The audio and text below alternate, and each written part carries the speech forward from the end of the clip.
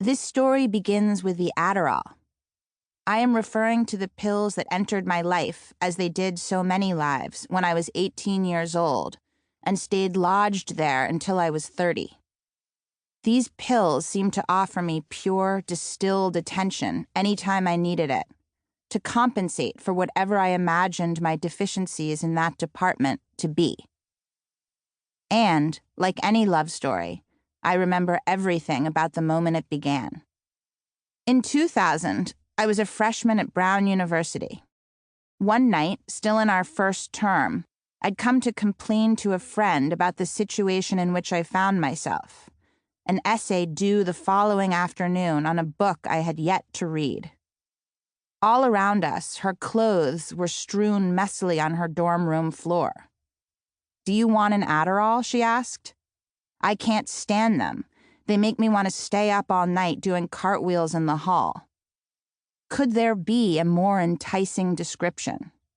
From a ball of tin foil, she pulled out a single pill, the deep bright blue of a cartoon sky. My hand shot out to receive it. I had come there merely to vent, but I left with my first Adderall, a medication prescribed for attention deficit hyperactivity disorder, or ADHD, a condition I knew nothing about, except for some vague awareness of classmates in high school who had needed extra time when taking their exams. At the time my friend unfurled her tinfoil ball, Adderall had been on the market roughly 4 years, but it was brand new to me. An hour later, I was in the basement of the Rock, our nickname for the library, hunkered down in the absolute quiet room, in a state of ecstasy.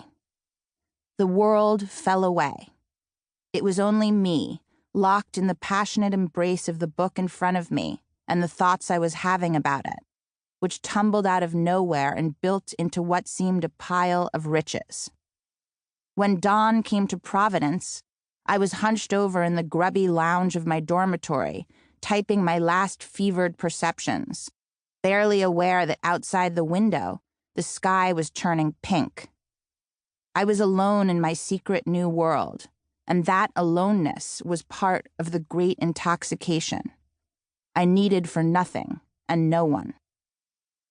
I didn't know it then, but it was actually in Providence, Rhode Island, nearly 70 years before, that Benzedrine, an amphetamine-based precursor to Adderall, had been given one of its first test runs.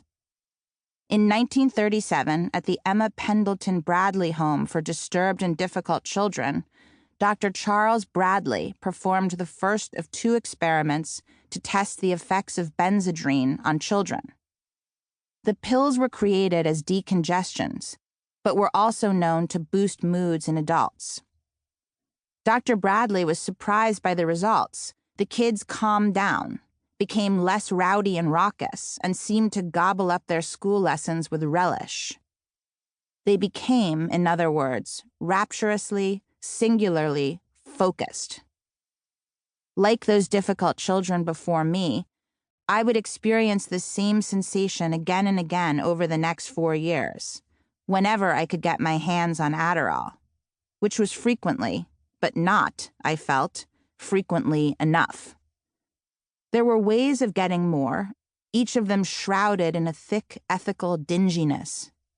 For instance, the campus black market, where the ADHD kids sold off their prescriptions at exorbitant markups. The heiress whose pills I swiped while attending her numerous parties. Later, the barter system, wherein I helped with other people's essays in exchange for their meds. Quickly, my Adderall hours became the most precious hours of my life, far too precious for the absolute quiet room.